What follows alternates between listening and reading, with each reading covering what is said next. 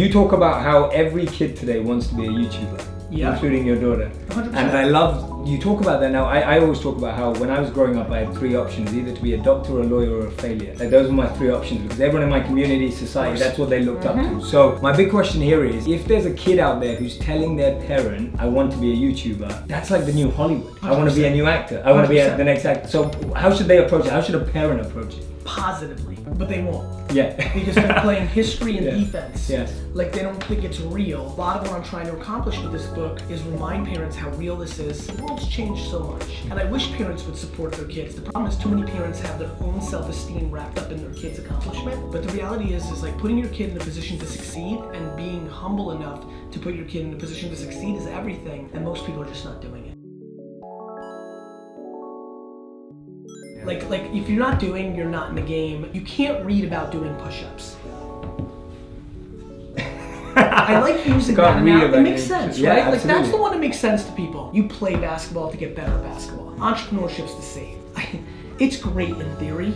This book is amazing. Guys, this book is so right, you can't imagine. The amount of you that aren't gonna win because you don't have the stomach or the work ethic for it. Yeah. You're not willing to work, but it's 9:46. I have 2 more meetings after this. I'm at the height of my game. I'm 42 years old. I've been going since 8 a.m. with you, and I do it every day. Like, you don't have the work ethic or you don't have the stomach. Let me explain the stomach. Yeah. For the person who tweeted today and said, Gary wrote another bullshit book. When is the world gonna wake up? When you see that, even though you got 10,000 pieces of love, you get sad.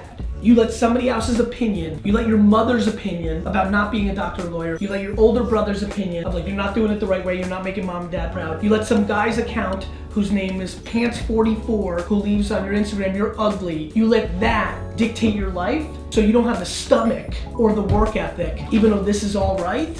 That's what I think about everything. The doing. The doing, I agree, I couldn't agree more.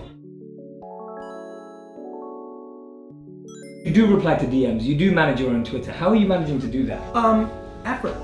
You know, effort. Like, I mean, I don't know, I'm just taking time out of something else and I'm replying. The fact that we have hundreds of people right now watching this is ludicrous. Absolutely. Like, what are we talking about here? Do you know how remarkable this is? Like 10 years old, this is insane. Yeah. And we take it for granted. You know, for 600 people in the, you know, this is now, what time are we? 9:30 at night. We're now in the evening time. This is when people allocate to the evening news, to ESPN, to their show, to Netflix. The fact that we're so lucky to have people give a crap enough to watch us, I can't take that for granted. And my world has come completely flipped upside down. I think there's a level of, do you forget where you come from? That some people do and some people don't. My parenting and my DNA and my upbringing and my circumstance doesn't allow me to think that's cool. That makes me think like I'm a loser. And forgetting to thank somebody or liking a post or DMing somebody back or taking the moment to FaceTime somebody or sending back, I love this. I'm flying, I send back a snap.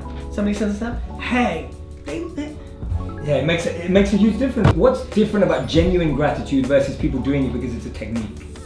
I think the truth plays itself out. Right. I think when it's a technique, you can get a spike. Your negativity and the wrong can win in the short term, but not in the long term. Service is leverage. Like this stuff is basic, whether it's spiritual or religious or right or karma. Like, it's crazy to me that I genuinely, so for example, our relationship and our budding relationship, I think about it pretty basically.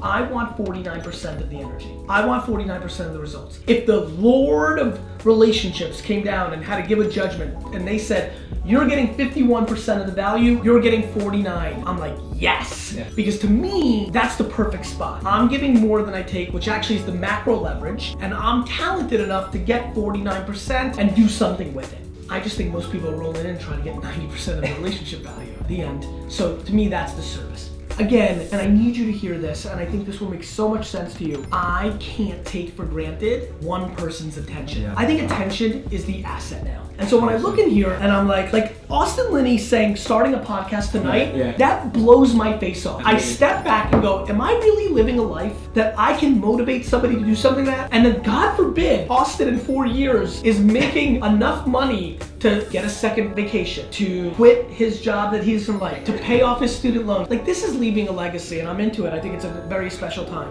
I love it, man.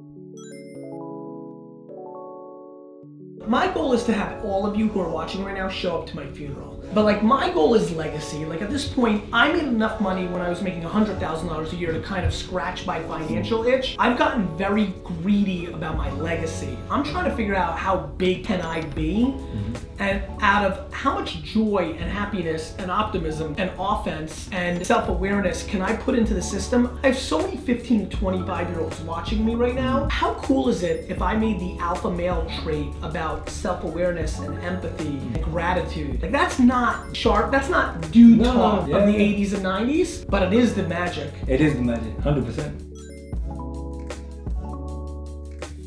By the way, Troy Hamilton, there are no shortcuts in business. Definitely not in greatness. Of course I agree, brother.